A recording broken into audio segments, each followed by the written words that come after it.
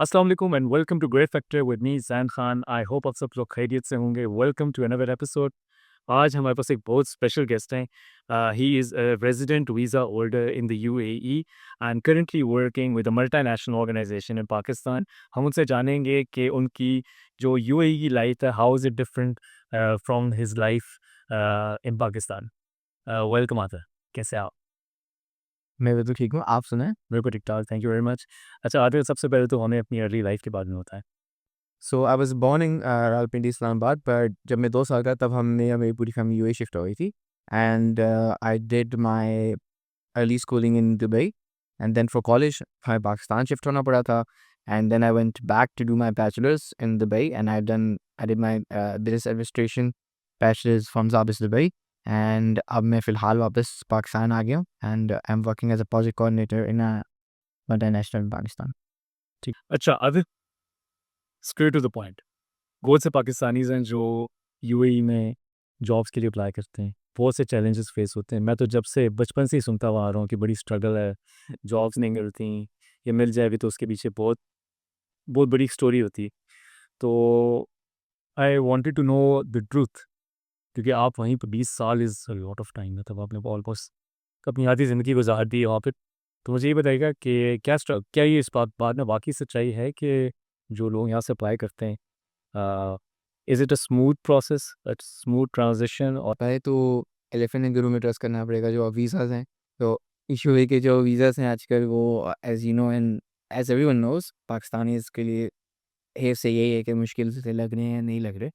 But I think उसमें भी grey factor ये है कि कुछ लोगों के लग रहे हैं, कुछ लोगों के नहीं लग रहे। अब मेरा एक दोस्त है वो 1 साल से ट्राई कर रहा है, उसका वीज़ा नहीं लग रहा। बट जब मैंने समर्स में ट्राई किया था, मेरा लग गया था ऑन द 3rd और 4th attempt. So it's not completely ruled out कि वीज़ाज़ नहीं लगे। विज़िट वीज़ाज़ फिर भी ईज़िली लग जाते हैं। बट न्यू वर्क वीज़ाज़ पे थोड़ा बहुत इश्यू आ रहा है।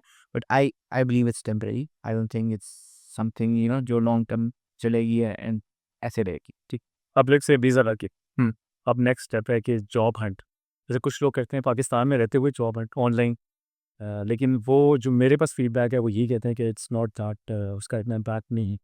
वहाँ जाके डोर टू डोर एक्टिविटी की जाए तो ज़्यादा बेहतर रिजल्ट्स आते हैं। तो इस बारे में कितनी सच्चाई?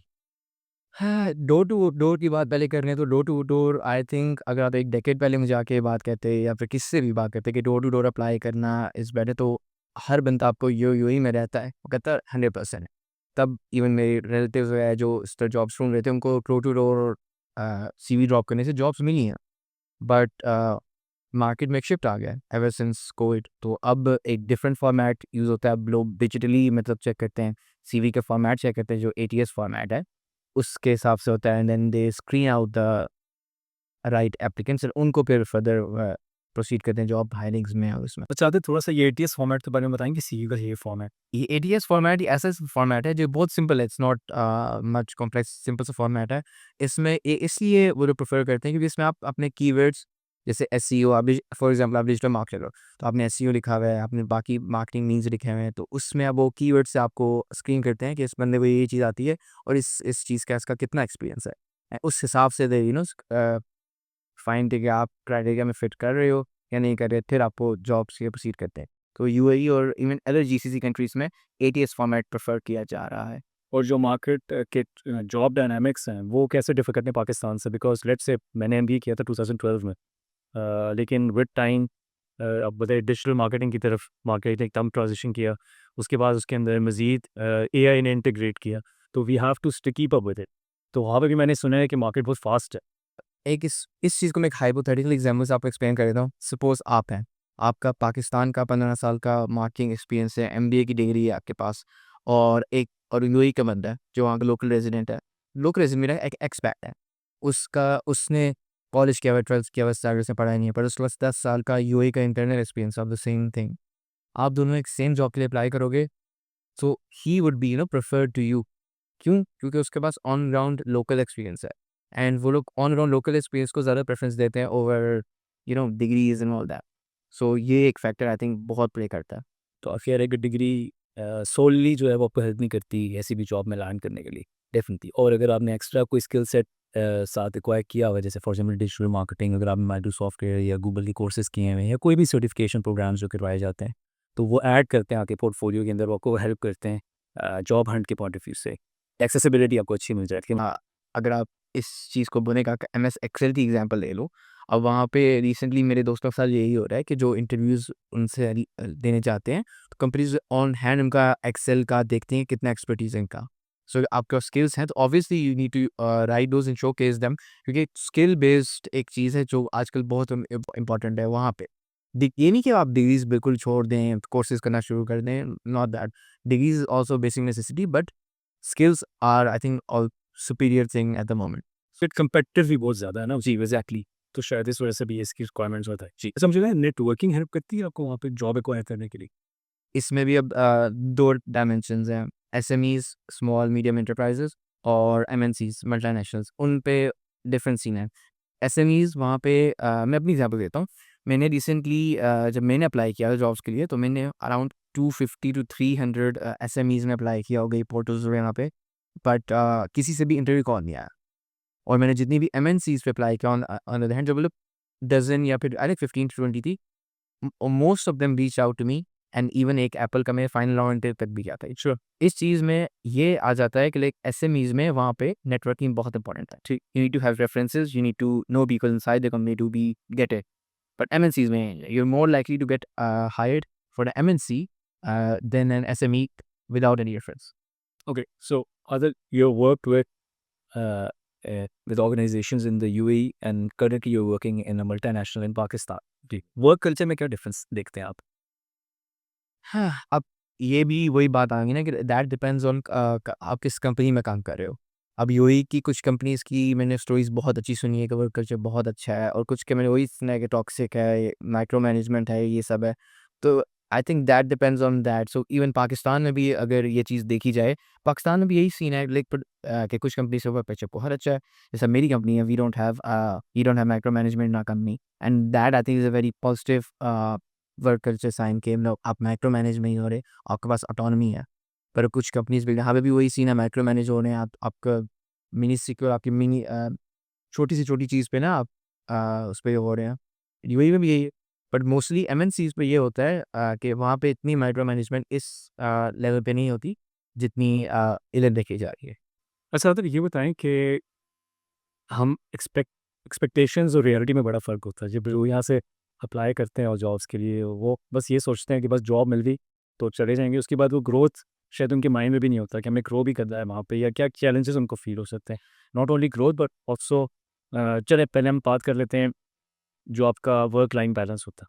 ठीक है, आप वहाँ पे जाते हैं, आपको किस हद तक आपकी जॉब एंगेज करेगी, आपके मेंटली आपको ऑक्यूपाई करेगी, आपको बर्न आउट हो जाएगा, मतलब क्योंकि बिकॉज़ वहाँ तो बहुत फास्ट पेस एक कल्चर है काम का।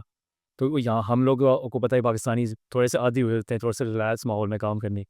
तो उनको वो पे कैसे एडजस्ट करते हैं? क्योंकि बिकॉज़ इतनी कम्पिटिटिव मार्केट में इंडियंस और इंटरनेशनल मार्केट में आपको पता है इंटरकल्चरल है, तो भाई यूएई में तो पता है हर कल्चर की। तो फिर सर्वाइवल मुश्किल हो जाता है, तो सर्वाइवल टेक्नीक क्या है वहाँ पे? आप अभी यूएई में जा रहे हैं बिना किसी प्लान के, आप बस सोच रहे हैं कि बस मैं जा रहा हूँ, जॉब मिल जाएगी, देखी जाएगी। I think that is the biggest red flag for you people who looking to move to UAE. Correct. तो first of all I think we need to do our homework. हमें पता होना चाहिए हम किस फील्ड में अप्लाई कर रहे हैं, क्या कर रहे हैं। फॉर एग्जांपल अगर आपका हॉस्पिटैलिटी एक्सपीरियंस है, तो आपको हॉस्पिटैलिटी सेक्टर टारगेट करना चाहिए। ये नहीं कि आप वहाँ जाके हर पोजीशन के लिए पैराडाइगली जॉब लाएँ, दैट इज़ रिबक। That it's 2025, I don't think that works anymore. ठीक, तो ये कंपल्सरी चीज़ है कि आपको होमवर्क करें। एंड रही बात अब जॉब्स मिलने की, अब अब यहाँ बैठे-बैठे भी लोगों को वहाँ जॉब्स मिल जाती हैं, इसलिए उनका एक्सपीरियंस एलिजिबल है एंड जॉब क्राइटेरिया सही है। पर जब लोग कुछ लोग हैं वहाँ जाके उनको जॉब नहीं मिलती, कुछ भी काफ़ी लोग हैं जिन आजकल तो आप जिस रिक्रूटर चाहिए मिलियंस में पाकिस्तान वहाँ बस वेट कर रहे हैं, एंड ऑब्वियसली 70 टू 80% को ऑब्वियसली जॉब्स तो नहीं मिलती हो। इट्स नॉट सेड एंड कि हर बंदा जो जाना है उसको अपने पास जॉब मिल जाएगी। तो इसीलिए आई बिलीव कि अपना होमवर्क करना कि आप किस फील्ड में जा रहे हैं और कहाँ-कहाँ अप्लाई करना है, वो कंपल्सरी है आपके लिए मूव करने के लिए। तो मैं वही इसी को कंटिन्यू करूँगा कि वर्क लाइफ बैलेंस पे हम आ जाते हैं कि आपके पास इतना टाइम फिर होता है। लेट्स से एक बैचलर्स आता है, उसकी लाइफ बिल्कुल डिफरेंट होती है, बट मैरिड पर्सन भी अपनी लाइफ फैमिली मूव कर, तो उनके लिए वर्क लाइफ बैलेंस ना, बिकॉज़ पाकिस्तान में तो चले मैनेज कर लेते हैं कुछ ना कुछ है। वहाँ पे क्योंकि बहुत फास्ट पेस है, तो वहाँ पे किस तरह मैनेज करते हैं? बिकॉज़ आपने तो फर्स्ट हैंड एक्सपीरियंस किया। जी, तो बात वही आ जाती है ना, इफ़ यू आर वहाँ एंट्री लेवल पोज़ीशन के लिए जा रहे हैं, आप बैचलर हैं, तो वो एक कंप्लीटली डिफरेंट एक्सपीरियंस है। बट देन अगेन आप एक इंटरमीडिएट या फिर मैनेजमेंट पोजीशन के लिए वहाँ जाने विद फैमिली, वो एक different all together different scene है। सपोज़ आप बैचलर वहाँ जा रहे हैं तो आपको मल्टीपल चीज़ें फेस करनी पड़ती है, फैमिली नहीं होती, you will have to live in shared spaces, obviously rent is high, so आपको ये सब तो करना पड़ेगा। बट विद फैमिली भी डिफिकल्टीज़ होती हैं, ऑब्वियसली आपकी फैमिली जा रहे हैं, आपकी चलिए आपकी सैलरी थोड़ी हाई है, but you have to still limit your budget initially and plan chalk out how you plan your future eventually slowly. तो इसमें कोई सेड एंड डन चीज़ नहीं है कि मतलब ये चीज़ मैंने कर ली तो हो जाएगा। और अगर कोई लाइक एंट्री लेवल पे वहाँ पे जॉब अप्लाई करें तो वहाँ पे पहले मुझे थोड़ा-सा आइडिया बताएँ कि क्या ब्रैकेट्स होती हैं एंट्री लेवल के लिए इन टर्म्स ऑफ इनकम, और फिर उस इनकम की बजटिंग के थोड़े कोई हमें ट्रिक्स बताएँ कि इसको कैसे मैनेज किया जाए? जो कोविड के बाद से वहाँ पे एंट्री लेवल पोजीशंस की सैलरीज़ हैं तो मोस्टली आर 3 टू 4 के per month for people with ठीक है, degrees and bit of experience जिनकी बात कर रहा हूँ, नॉट ब्लू कॉलर। तो दैट अगर आप इन्फ्लेशन और रेंट वगैरह और ट्रांसपोर्ट वगैरह के को खाने-पीने कॉस्ट देखें, दैट्स बारली सर्वाइवल कॉस्ट। अब तो इसलिए आपको इसमें भी आपको अगर सेविंग करनी है इवेंचुअली आपको बेटर इसको करना है तो आपको अपना बजट बहुत लिमिटेड रखना पड़ेगा। अब वही बात आ गई, आप दुबई में आपको प्रोज एंड कॉन्स हर चीज़ होते हैं। If you living in Dubai, आपकी जाओ दुबई में तो आपको आपके पास मेट्रो की सहूलत है, which makes your transport a bit easy. But then again Dubai के rents are extremely high, so people prefer living in Sharjah और अजमान।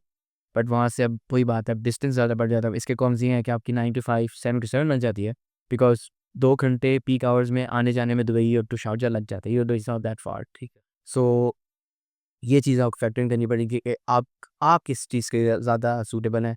आप 7 टू 7 का मतलब आप 2 घंटे 4 घंटे रोज़ ट्रैवल कर सकते हैं ईज़िली, या आप थोड़े से मतलब एक्स्ट्रा कॉस्ट पे करके ट्रैवल टाइम कम करना प्रेफ़र करेंगे, वो आपके लिए बेहतर है। अब वो पर हर बंदे की अपनी मेंटालिटी है, अपने लाइफ टाइम पे डिपेंड करता है बस, ये वो किस तरह जाएगी तो लाइफ़स्टाइल को कैसे एडजस्ट करते हैं, बिकॉज़ यहाँ पे पाकिस्तान में हमें पता है हमें ऐशों की ज़्यादा आदत होती है। थोड़ी-सी कम इनकम में भी हम बड़ा अच्छा एक अपने आप को ना कंडीशन कर लेते हैं। लेकिन वहाँ जाके भी बहुत वो तो बड़ा को जैसे कि मैं कह रहा हूँ कि फ़ास्ट पेस्ड है बहुत ज़्यादा, और फिर वो इनकम के लिए मैनेज करना, मतलब आपको लाइफ़स्टाइल को कॉम्प्रोमाइज़ करना पड़ता है, किसी के हद तक आपको नीचे तो आना पड़ता है। देखो it's very difficult at times. तो उसके लिए क्या टिप्स हैं आपके पास? लाइफ इन जनरल अगर देखा जाए तो फाइनेंशियल को मैं बाद में बात करूँ। लाइफ एट इन जनरल अब यूएई की देखें तो इससे मुस्लिम कंट्री तो इतना कोई फ़र्क नहीं पड़ता है, इवन जीसीसी का। ठीक है। सो ये क्वेश्चन अगर आप पाकिस्तान से किसी भी जीसीसी कंट्री मूव कर रहे हैं, तो आई डोंट थिंक आप पे इतना फ़र्क पड़ेगा, क्योंकि खा आप it's a multi cultural country, वहाँ पे हर तरह के लोग हैं, हर तरह की तरीक़े तो तौर तरीके हैं, तो आप मतलब आप लेफ्ट आउट नहीं फ़ील करोगे कि आप it's like a home far from home, वो वाला सीन होता है। ये चीज़ें तब ज़्यादा मैटर करती है जब अब यहाँ से यूरोप मूव कर रहे हैं या यहाँ से यूएस कैनेडा मूव कर रहे हैं, तब हलाल हराम खाना ये सब नमाज वगैरह इस सब के इशू पड़ जाते हैं। बट जीसीसी और मुस्लिम कंट्रीज़ में ये सब नहीं है, दैट इज़ वेरी ईज़ी। तो ये that should be the least of your worries in moving there कि यार मैं एडजस्ट वहाँ किस तरह करूँगा, मैंने ये किस तरह करना है। बट अब दूसरी आपने दूसरा पॉइंट आपको कॉस्ट ऑफ लिविंग को भी अगर हम साथ इसमें कहीं लेके, बिकॉज़ जैसे फॉर एग्जांपल ट्रांसपोर्टेशन है, वहाँ पे लाइसेंस एक्वायर करना उसमें भी हैसल है कोई, इसके अलावा आपके रेंट्स वगैरह बिल्स वगैरह पे करने हैं, तो मतलब ओवरऑल आपने अपने बजट को जिस तरह से मैनेज करना होता है। तो आई डोंट थिंक सो कि बिकॉज़ हम तो पाकिस्तानी माइंडसेट से आदी है ना, हम कर लेते हैं, वे आउट्स हैं हमारे पास। वहाँ पे जाके तो we have to be do like by the books जैसे। लाइफ़स्टाइल की बात करें तो driving licence first of all, मैंने खुद जब यूएई का लाइसेंस लिया था, it took me around 8 to 9 months to get it and I got it on my 4th attempt. और वहाँ पे 4 तरह के टेस्ट होते हैं, initial parking, parking final test, initial driving और ड्राइविंग फाइनल टेस्ट, ठीक है? और ये सब मतलब प्रॉपर टेस्ट होते हैं, इनमें फर्स्ट ट्राई, सेकंड ट्राई लग ही जाते हैं मोस्ट लोगों के, और 4-5 महीने क्लासेस इनिशियली लेनी पड़ती, ठीक? एंड जो जल्दी से जल्दी भी कर लेते हैं, वो 6 से 7 महीने लग जाते हैं। सो अगर आप सोच रहे हैं फ़ौरन जाके आपका लाइसेंस मिल जाएगा, ये हो जाएगा, ऐसा कोई सीन नहीं है। इसमें भी आपको पेशेंट होना पड़ता है and it does take time and हर चीज़ इवेंचुअली हर चीज़ से वही बात है कि आप you need to be patient with things. आप अगर आप इवन मूव कर रहे हैं वहाँ पे, तो फाइनेंशियली भी आपको एक होमवर्क जैसे मैंने बात की थी, होमवर्क करना चाहिए। उसके बावजूद आप 90 डेज़ का आपके पास फाइनेंशियल होनी चाहिए कि 90 डेज़ बैकअप होना चाहिए। मैं 90 डेज़ कैसे गुज़ारूँगा विदाउट टेलिंग एनीबॉडी। ठीक है। तो ये बहुत क्रिटिकल है। ठीक है। और दूसरी हमने कौन-सी बात की थी? मतलब यही ना कि उसको आप बजट को एलोकेट किस तरह करेंगे जो आपकी जी सेल्फ जो आपकी इनकम है उसके अंदर रहते हुए अपनी लाइफ़स्टाइल को भी मैनेज करना है। लाइफ जी, वो भी थोड़ा बहुत करना पड़ता। अगर फॉर एग्ज़ाम्पल जैसे यहाँ पे लोग ऑर्डर आउट बहुत करते हैं, उधर इस चीज़ को कंट्रोल करना पड़ेगा। Even when you are ordering out, I would recommend कि आप उस रेस्टोरेंट केएफसी या कहीं भी जा रहे हैं तो वहाँ जाके वो खाना खा रहे हैं instead of ordering it, because delivery expenses and all that are quite high. तो अगर आप इनिशियल ये इंटरमीडिएट 3 टू 4 के वाली ये एंट्री लेवल जॉब पे जाएँ तो ये आपके लिए थोड़ी-सी ये चीज़ें आपको फैक्टर्स कंसिडर बहुत करना ज़रूरी है। और क्या पाकिस्तानीज़ वहाँ पे और जॉब्स करते हुए कि नज़र आते हैं? और जॉब्स ब्लू कॉलर के सेंस में तो ऑब्वियसली कंस्ट्रक्शन वर्कर्स वगैरह वहाँ पे मोस्टली पाकिस्तानी। या इन कॉन्टेक्स्ट में मैं एजुकेटेड लोगों की बात कर रहा हूँ। लेट्स से यहाँ पे वो डिग्रीज़ करके गए हैं लेकिन वहाँ पे स्ट्रगल कर रहे थे, उनको जॉब नहीं मिल रही थी आगे वो चाह रहे हैं तो दे ओके डिसाइडेड कि हम will start with a basic odd job और फिर इवेंचुअली आस्ते-आस्ते अपना रास्ता बना लेंगे। I think out of field लोग कर लेते हैं। मतलब सपोज़ अगर आपका एचआर का एक्सपीरियंस है तो आपको कोई सेल्स की जॉब मिल रही है, वो आपने कर ली है। बट ऐसा जैसे यूरोप में होता है जो ताकि वो वाली जॉब्स रेस्टोरेंट में आप वो कैशियर वगैरह वो रेयरली ही देखने। ठीक है यार, ये ना भी चलिए अच्छा है कि मिसकंसेप्शन है आपने इसको भी दूर कर लिए। अच्छा थोड़ा-सा अब सीरियस हो रहा था तो मैं इसको थोड़ा एक पूछना चाहता था कि एंटरटेनमेंट जो है वो वहाँ पे एंटरटेनमेंट के क्या कहाँ चीज़ें हैं जिससे आप एंटरटेन हो सकते हैं? बिकॉज़ पाकिस्तान में तो वो पता है एंटरटेन होने के लिए हमें बहुत ज़्यादा रीज़न्स नहीं चाहिए होते, कोई ना कोई चीज़ हम निकाल ही लेते हैं एंटरटेन होने के लिए। वहाँ पे एंटरटेनमेंट कैसी है? वहाँ का एंटरटेनमेंट क्वेश्चन भी आपको पता है दुबई टूरिस्ट कंट्री है, तो वहाँ पे अगर आप आउटिंग चाहिए तो कोई कमी नहीं है। You can just go around beaches पे जाएँ या फिर टूरिस्ट प्लेसेस पे जाएँ, दुबई मॉल्स पे जाएँ, मॉल्स इतने फैंसी होते हैं। तो अगर आउटिंग और रिक्रिएशनल चीज़ों की बात है तो वो तो बहुत अच्छे हैं वहाँ पे। इस चीज़ में कोई इंसान किसी को भी आई डोंट थिंक इश्यू आया होगा या आता होगा। और रही बात आउट लाइक कल्चर की, मल्टी कल्चर एज़ मैंने मेंशन किया था, एक मल्टी कल्चरल कंट्री है, हर तरह का मार्केट है। और अब खाने की पीने की बात करें तो अरबी खाने पाकिस्तानी भी कितना पसंद करते हैं। इवन आप आज देख लें, आज भी देख लें इस्लामाबाद नहीं, अरबी रेस्टोरेंट्स कितने पॉपुलर हैं, अरबी शावरमा, ऑथेंटिक शावरमा ये सब कितने पॉपुलर हैं। तो अब खाने-पीने में भी वो कोई इश्यू नहीं है। बजट वाले खाने भी हैं वहाँ पे पाकिस्तानीज़ के लिए, बट ये भी कंसर्न होता है। In fact, but most efficient and cost effective restaurants वहाँ पे पाकिस्तानी ही हैं। तो पाकिस्तानी रेस्टोरेंट्स और Indian restaurants are quite reasonable आपके बजट में आने के। वहाँ पे लोग मेस भी लगवा देते हैं उनसे मैनेज करने के। That also works. That's it. Tourism के पॉइंट ऑफ व्यू से अगर पैसे में मेरे ज़हन में बात आ रही थी कि अब बहरीन, सऊदी अरेबिया ये काफ़ी कॉम्पिटिशन में आ रहे हैं। तो डू यू थिंक कि ये इम्पैक्ट करेगा यूएई के टूरिज़्म के ऊपर? आई डोंट थिंक टूरिज़्म पे इम्पैक्ट करेगा। टूरिज़्म तो as UAE is very tourism centric, उस पे नहीं इम्पैक्ट करेगा। बट ऑब्वियसली जॉब रेशियो पे करेगा क्योंकि Qatar and Saudia are offering more opportunities. तो वहाँ पे पाकिस्तानियों को जितना मैं रिसेंटली देख रहा हूँ, मेरे कॉलीग्स और मेरे पीयर्स भी काफ़ी वहाँ पे रिसेंटली सऊदीया एंड कतर गए हैं जॉब्स करने के लिए, क्योंकि वहाँ पे ईज़ी हो गया जॉब मिलना एंड अच्छी जॉब्स मिलना। सो आई थिंक इवेंचुअली जाके ये एक फैक्टर होगा कि वहाँ पे भी, अब वहाँ पे जैसे अब यूएई में अब जो चीज़ आई है, इवेंचुअली ज़्यादा लोग यहाँ से कतर सऊदीया जाएँगे तो वहाँ पे भी 5-6 साल मीडियम लॉन्ग टर्म में यही चीज़ आ जाएगी कि जॉब्स कम हो जाएँगी और लोग ज़्यादा हो जाएँगे। बट फिलहाल के लिए वहाँ पे ये फैक्टर नहीं है। अच्छा अब आप आ गए पाकिस्तान, सबसे बड़ा डिफरेंस क्या हमने यहाँ पे फ़ील किया? स्टार्टिंग फ्रॉम लेट्स से चले मैं अभी जॉब की या वर्क की बात नहीं कर रहा। इन जनरल बिकॉज़ 20 इयर्स बहुत ज़्यादा टाइम होता है जॉब में आपका गुज़ारा। तो सबसे पहले आती है एक वाइब होती है एक, तो वो वाइब क्या थी जो फर्स्ट आपको फ़ील हुई? अ, पर्सनली क्योंकि मेरी मोस्ट फैमिली इधर रहती है, मेरे सिर्फ अब्बू इधर होते हैं एट द मोमेंट, तो फैमिली के पास होना is a very critical factor for me. I जो मेरे रिसेंट 4 साल जब मैंने बीबीए वहाँ पे किया था, होम सिक मैं काफ़ी हो गया था क्योंकि I have never been away from my mother before that. So ये चीज़ें बहुत मैटर करती हैं एंड इवेंचुअली आप जब एक चीज़ में इतने साल गुज़ारते हो, डेकेड गुज़ारते हो, तो आपको रियलाइज़ होता है क्या चीज़ ज़्यादा इंपॉर्टेंट है। तो मेरे लिए be close to my family is on top of the list. And बाकी वही बात, जैसे आपकी बात आई पाकिस्तानी बहुत यहाँ पे ओपन कल्चर है। सिंगल ड्रॉ पे भी टू व्हीलर आगे चल यूज़ नहीं है, ये सब क्या रहता है। इस बार लगने वैसे गाड़ी चलाता हूँ, ये कह रहा हूँ। बट इन जनरल भी सो थोड़ी-सी एक लीवे मिल जाती है इंसान को। इंसान यहाँ पे ना थोड़ा-सा हम बाकी फ्रीडम ज़्यादा है, यहाँ पे हो जाती है, वही बात है। बट हर चीज़ के प्रोज़ एंड कॉन्स हैं। उस चीज़ कॉन्स भी हैं यहाँ पे आने के एंड प्रोज़ भी हैं यहाँ पे रहने के। सो दैट डिपेंड्स कि प्रोज़ एंड कॉन लिस्ट कितनी हाई है, कितनी लो है और प्रेफ़रेंसेस। अगर आपकी प्रेफ़रेंस है कि मुझे बस बाहर रहना है और ये रहना है, तो शायद आपके लिए वही बेटर होगा कि मैं वहाँ पे फैमिली भी नहीं, अकेला रह रहा हूँ, वो भी ठीक है। सो ये भी एक की फैक्टर है। एप्लीकेशन ऑफ लॉ कैसा है वहाँ पे? यहाँ के मुताबिक तो बहुत स्ट्रिक्ट है। यहाँ पे तो लाइक रोड चले आप रोड गाड़ियों की उनकी बात हुई तो इन पे रोड रोड ट्रैफ़िक भी आ जाते हैं। तो वहाँ पे फ़ाइन्स जैसे आप 1000-1500 फ़ाइन पड़ जाता है, हम कहते हैं यार चलो ठीक है कोई मसला नहीं, दे देते हैं। वहाँ पे फ़ाइन्स जब अब लेन चलने पे भी फ़ाइन पड़ते हैं, बेल्ट बेल्ट ना लगाने पे भी फ़ाइन पड़ते हैं एंड स्पीडी के फ़ाइन पड़ते हैं and they are not cheap. They put a dent in your wallet. So आपको वो चीज़ें कंसिडर करनी पड़ती हैं। ऑन टॉप ऑफ दैट आपको ब्लैक पॉइंट्स भी पड़ते हैं आपके लाइसेंस पे, जो आप इवेंचुअली अगर आप मल्टीपल एक्सीडेंट्स करते रहते हैं तो आपका लाइसेंस भी कैंसल हो जाता है कुछ। जी, और जो वही मेन होता है 1 साल लगा के आपने मेरे से लाइसेंस लिया and then you lose it, तो वो बहुत बुरी लगती है। And even recently Dubai police ने भी अनाउंसमेंट की थी कि हम पिछले 1-2 साल में जो रिकॉर्ड एक्सीडेंट्स हुए हैं पाकिस्तानियों ने किए हैं, तो वो भी अब देख ही नहीं फिर कितना उससे वो चीज़ हो रही है। ठीक है। Okay, one last question before I close this deep conversation. मेरे ज़हन में ये आ रहा है बिकॉज़ एवरीबॉडी इज़ वाचिंग, ये एनालाइज़ करने की कोशिश कर रहा है कि should they consider moving to the UAE at this moment in time while having other options open. First of all mostly जो लोग जो ये जीसीसी मूव करने का ट्राई करते हैं, दे obviously instead of Europe is because यहाँ पे उतने पैसे ही नहीं करते, उतना एक्सपेंस नहीं आता जितना यूरोप, यूएस, कनाडा मूव करने पे आता है। तो उस पर्सपेक्टिव से तो ऑब्वियसली हम इसी चीज़ को प्रायोरिटी रखते हैं। बट देन अगर आप अप्लाई कर रहे हैं, आपको आपका होमवर्क करना चाहिए। You need to be street smart. अब इस चीज़ में मैं एक प्रोफेशनल एग्जांपल ले लेता हूँ। रिसेंटली जब मेरा एप्पल का इंटरव्यू हुआ था, मैंने फाइनल राउंड पे गया था and final round was a group interview.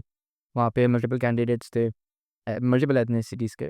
तो उसमें हम लोग गए and they were asking very casual questions in that interview, which caught me off guard, क्योंकि मैं आपको पता है हम पाकिस्तानी ऐसा होते हैं, प्रोफेशनल एक टोन है, प्रोफेशनल टोन है, उसमें इंटरव्यू देंगे, उस एक सर्टेन वे में इंटरव्यू जाएगा हमारा, प्रोफेशनल एग्जांपल्स देंगे, अपने एक एटिकेट सेट करेंगे, हमारा यही होता है, मेंटालिटी यही होती है। बस हमें भी इसी मेंटालिटी से चलता है। पहले जैसे मैंने सोचा पहले 3 राउंड क्लियर किए मैं, ये भी इसी मेंटालिटी से आते हैं, हो जाएगा। But I was stunned. उन्होंने कैजुअल क्वेश्चंस किए and the rest of the people they were street smart and उन्होंने फौरन उस चीज़ को पकड़ा and they moulded their questions according to that situation. For example अब जैसे मैं उन्होंने एक क्वेश्चन किया था कि आपके प्रोफेशनल आपने एक अपनी कंपनी को फाइनेंशियली या फिर प्रोफेशनली कैसे हेल्प किया है एग्जांपल ने। मैंने बहुत ही ना प्रोफेशनल सेंस में इस चीज़ का आंसर दे दिया था, जबकि मेरे साथ एक और कैंडिडेट थी, उसने स्ट्रीट स्मार्ट आंसर दिया, क्योंकि इंटरव्यू जो थी उसने इनिशियली जो स्टार्ट होने से पहले कहा था कि मुझे कैट्स वर्क पसंद है। उसने इस चीज़ को यूज़ किया। She used that for her advantage and said कि मैं I saved a cat's life once and it's okay. And and to my surprise वो लोग बहुत इम्प्रेस हुए थे इस चीज़ से। एंड ये अब रीड बिटवीन द लाइन्स वाली बात आ जाती है। जब हमें जॉब के इंटरव्यू के ईमेल्स वगैरह आते हैं, तो हम सिर्फ डेट और टाइम देखते हैं, बोलते हैं चलो जी हो जाएगा। पर अब अगर आप रीड बिटवीन द लाइन्स करेंगे तो वहाँ ही मुझे पता चल जाता है कि ये इंटरव्यू कैसे होने वाला है। क्योंकि इस फाइनल राउंड की उन्होंने ड्रेसिंग कोड रखा हुआ था वहाँ पे, smart casual, not like suit boot में पहन के पहुँचे हुए हैं।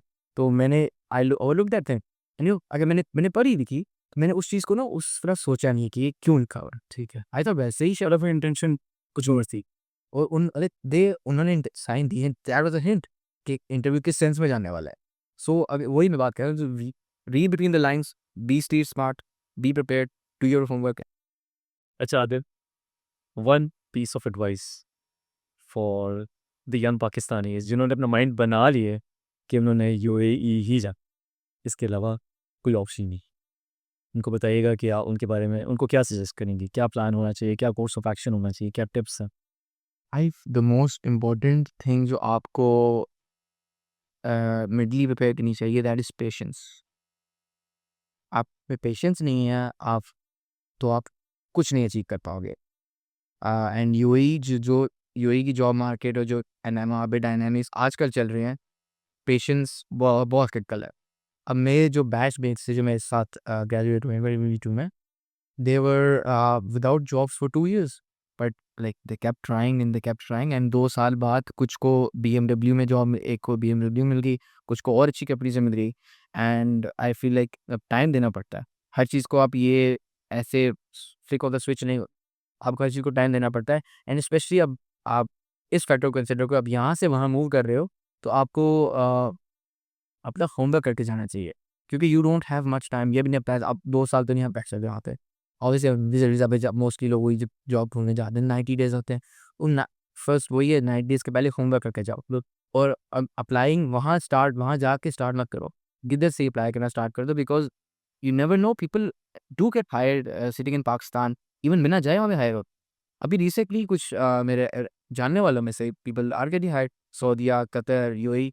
सो आई डोंट बिलीव कि आप वहाँ जाओगे फिर स्टार्ट करोगे, ये एक फैक्टर है। Start like do what you want to do from today. एक मतलब वही बात है ना कि प्रोक्रेस्टिनेशन विद इन अ वे आ जाती है। इस चीज़ को एलिमिनेट कर दो and you know be ready and and be ready for the worst case scenario as well. ये नहीं होता कि वापस आना पड़ गया तो भाई ज़िंदगी मौत का फैसला अब हार गए बस, कुछ भी नहीं होता। इट्स फेलियर इज़ की part of the process. Yeah. Adil, thank you very much for this informative session. I think आज बहुत से लोगों के जो misconceptions थे वो क्लियर हो गए होंगे और बिकॉज मेरा ख्याल है कि एक ऐसे इंसान से बेहतर कोई भी नहीं बेहतर बता सकता जो खुद वहाँ पे 20 साल गुजारे हो, इन्स एंड आउट्स जानता हो और ऑन एंड ऑफ पाकिस्तान या यूएई ट्रैवल भी करता रहता हो। तो thank you very much for keeping us informed और इस सेशन को इतना इन्फॉर्मेटिव बनाने के लिए। Thank you very much everyone joining in the show. And next time take care. अल्लाह हाफिज़।